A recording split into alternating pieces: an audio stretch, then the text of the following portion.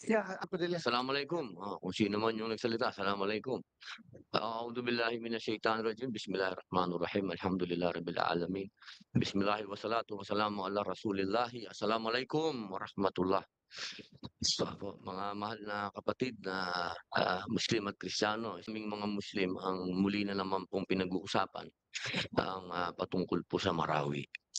Sapagkat, ang pasasalamat po namin unang-una siyempre sa, Pangulong Bongbong Marcos sapagkat patuloy po niya, pinagpapatuloy po niya itong, patungkol sa pagbibigay ng compensation sa ating po mga kababayan na nasa lanta ng giyera.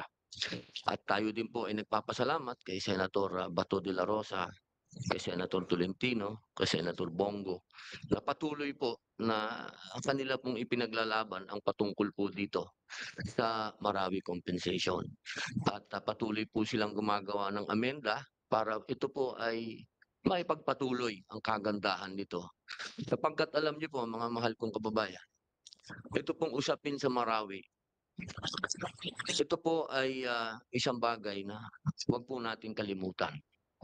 Ito pong nangyari dito ay nagtagumpay po ang sambayan ng Pilipinas laban sa isang ideolohiyang dayuhan.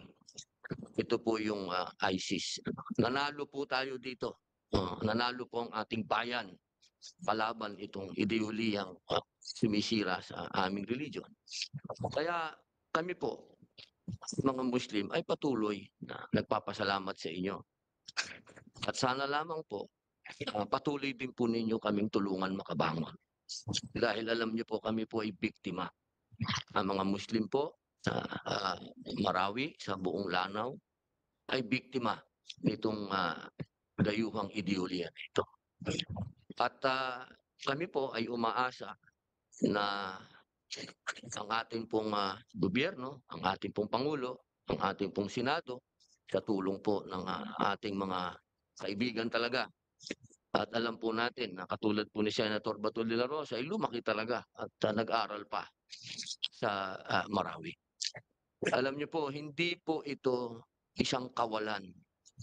Sinasabi ko po sa ating mga kababayan na inyo pong ibinibigay na pondo dahil hindi po ito galing kahit kanino, pondo po ito ng taong bayan na shine-share ninyo sa ating mga kababayan sa Marawi na nasa lanta ng giyera.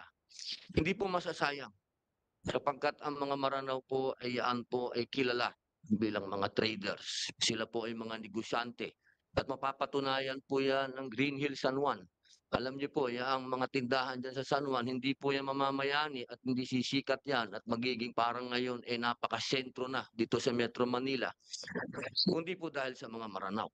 Sila po ang bumuhay diyan. Senator Ruben, not only Green Hills, all Opo, over the all Philippines. over the Philippines. Over the Opo. Philippines. Kaya po mahal na senador, ito pong binibigay natin na sa kanila na atensyon, tulong, kumbaga, inaakay po natin silang makabangon, maniwala po kayo sa akin, asset po ng bayang Pilipinas ang mga Maranao.